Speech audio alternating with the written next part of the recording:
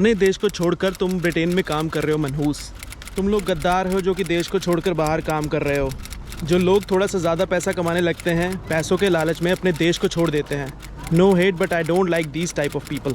काफ़ी टाइम से हमें इस तरह के काफ़ी मैसेज आते रहते हैं जिसमें लोग कहते हैं कि NRI बहुत बुरे हैं, देश को छोड़ गए हैं और भाग गए हैं और अपना फ़ायदा सोच रहे हैं और लालची हैं लोग। और जो NRIs हैं वो पैट्रियोटिक नहीं हैं और देशद्रोही हैं एंड वट बुलशिट लोग जो लिखते रहते हैं। तो आज की वीडियो में हम बात करेंगे कि NRIs बाहर रह के भी कैसे देश के काम आते हैं और आए हैं इन द पास्ट। उस हिस्ट्री के बारे में भी बात करेंगे और इन जनरल भी बात करेंगे कि कैसे NRIs बाहर रह के भी देश के लिए या देश की ग्रोथ के लिए कैसे कंट्रीब्यूट करते हैं।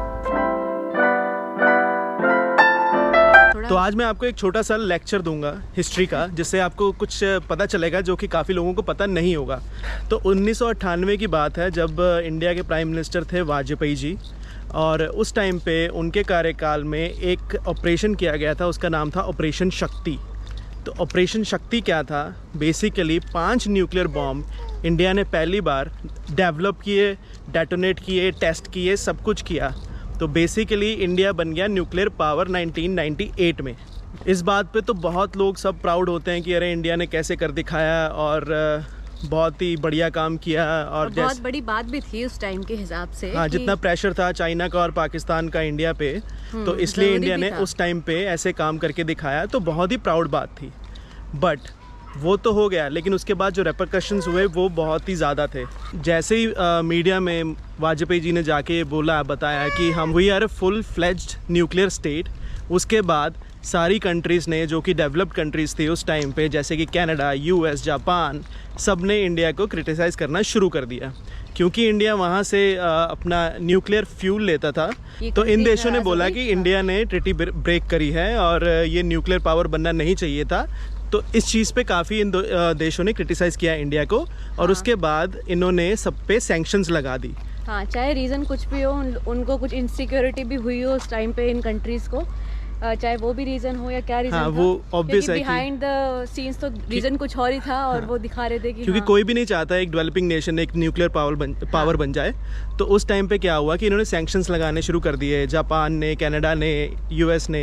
तो सैंक्शंस बेसिकली क्या होता है? सैंक्शंस होता है कि आपको जो भी ग्रांट्स मिलनी हैं या लोन्स मिलने हैं, या जैसे IMF है, वहाँ से आप लोन लेके अपनी डेवलपमेंट कर सकते हो कंट्री की, तो वो सब पैसा आना बंद हो गया। अब अगर आपके पास फॉरेन करेंसी नहीं होगी और फॉरेन रिजर्व नहीं होगे तो आप कैसे बाय करोगे बाहर की इंटरनेशनल मार्केट्स में? तो आपको अपने देश की डेवलपमेंट के लिए पेट्रोल खरीदना होगा, इंफ्रास्ट्रक्चर के लिए सामान, रॉ मटेरियल सब कुछ बाहर से खरीदना है। लेकिन बाहर से खरीदने के लिए आप INR में नहीं खरीद सकते हो। तो आपको चाहिए डॉलर चाहिए, आप फॉरेन करेंसी चाहिए, डॉलर चाहिए, पाउंड चाहिए, राइट? तो उस टाइम पे क्या हुआ कि वाजपेयी थे बहुत समझदार। उन्होंने कहा जो भी देश से बाहर भारतीय लोग रहते हैं, क्यों ना उन्हें बोला जाए कि आप अपने देश के विकास के लिए क्या करेंगे। तो उन्होंने सारे NRIs को रीच आउट किया। उन्होंने बोला कि हमें फॉरेन करेंसी की ज़रूरत है इस टाइम पे, नहीं तो देश हमारा दिवालिया हो जाएगा और बहुत ही बुरी स्थिति में आ जाएगा। उस टाइम पे जितने भी NRIs थे सब ने बहुत पैसे भेजे इंडिया में। जो भी फॉरेन करेंसीज उनके पास थी उन्होंने इंडिया में भेजना शुरू कर दिया, जिसके कारण इंडिया के पास सरप्लस में $4.5 बिलियन उस टाइम पे 1998 में आए। हाँ, आज की डेट में भी काफ़ी बड़ी अमाउंट है और उस टाइम पे तो मतलब बहुत ही बड़ी अमाउंट थी। और सोचिए, ये बिना किसी और बंदे की हेल्प के, सिर्फ जो NRIs बाहर रहते हैं उनकी हेल्प से ये पैसे आए। और इंडियन गवर्नमेंट ने बॉन्ड्स दिए जिसमें क्या कहते हैं NRIs इन्वेस्ट कर सकते थे, और जो भी मतलब पैसा था बेसिकली इंडिया में पहुंच रहा था, फॉरेन रिजर्व, ताकि इंडिया को किसी और कंट्रीज़ की ज़रूरत ना पड़े और उनके पास वो पैसा हो कुछ भी बाय करने के लिए, डेवलप करने के लिए देश को।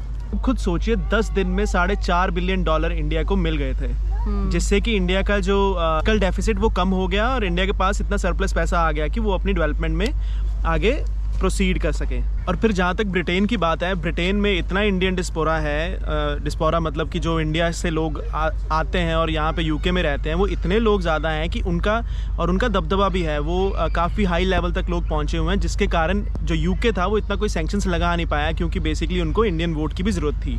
तो ड्यू टू दीज NRIs जो इंडिया था वो अफ्लोट कर पाया इस टफ टाइम्स में और आगे अपने आप को आगे बढ़ा पाया। तो इसके बाद वाजपेयी जी ने कितने ही प्रवासी भारतीयों को कितने अवार्ड दिए उनके काम के लिए और सराहना दी, और उन्होंने बोला कि जैसे ही आर्मी के जवान बॉर्डर पे खड़े हैं वैसे ही NRIs हैं जो कि बाहर से इंडिया को मदद भेजते हैं, और काफ़ी जो गल्फ़ एरिया में लोग रहते थे उनको काफ़ी ड्यूअल सिटीजनशिप भी देना शुरू कर दिया वाजपेयी सरकार ने।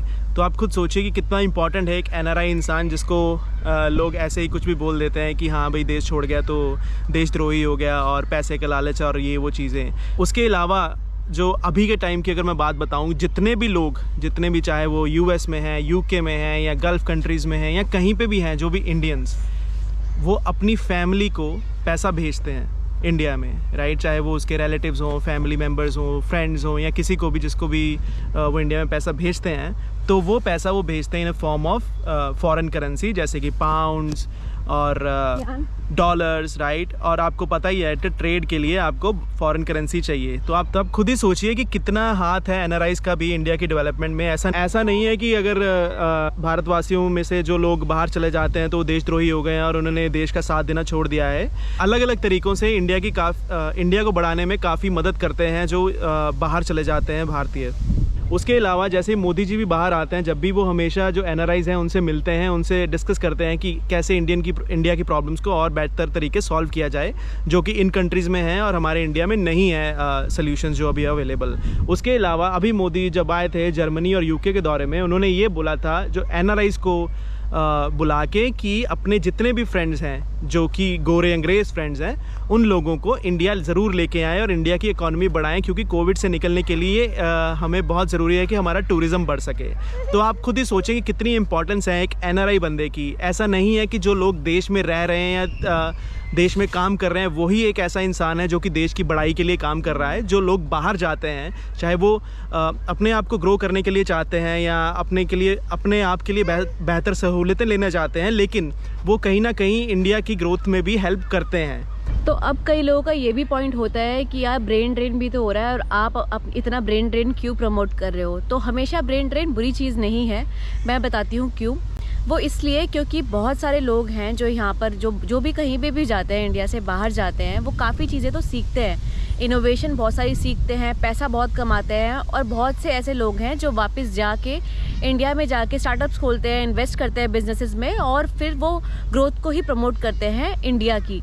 तो ऐसे भी बहुत लोग हैं। प्लस एक एग्जांपल देती हूँ, जैसे कि कई सारे लोग हैं, जैसे कि भावेश अग्रवाल हैं जो कि बाहर थे, उन्होंने ऊबर का कॉन्सेप्ट देखा और वहाँ जाके इंडिया जाके ओला स्टार्ट की, या फिर जो फ्लिपकार्ट के ओनर हैं उनका भी सेम कॉन्सेप्ट था। तो वही बाहर जाके लोग बहुत सारी इनोवेशन सीखते हैं, बहुत ज़्यादा फंडिंग होती है, पैसा कमाते हैं और वो वापस जाके इन्वेस्ट करते हैं। तो उस वे में भी इस तरह के बहुत सारे लोग हैं जो कंट्रीब्यूट करते हैं इंडिया की ग्रोथ के लिए। तो इसीलिए जो लोग अब्रॉड रहते हैं उनको नॉन रेजिडेंट बोला जाता है, but still Indians, so non resident Indians, right. So there is a reason for that. I hope इस वीडियो से काफ़ी लोगों के जो डाउट्स हैं वो क्लियर हुए होंगे और एक नया पर्सपेक्टिव मिला होगा आप लोगों को भी सोचने का, इसको एक अलग एंगल से देखने। This video is very close to our hearts, so I would request you कि प्लीज़ इस वीडियो को ज़्यादा से ज़्यादा शेयर करें लोगों को, ताकि और लोगों को भी इस तरह का पर्सपेक्टिव मिल सके, कुछ एक नया थॉट प्रोसेस डेवलप कर सकें यहाँ पे, कुछ एक नई सोच ला सकें और लोग भी जो हैं वो NRIs के एफर्ट को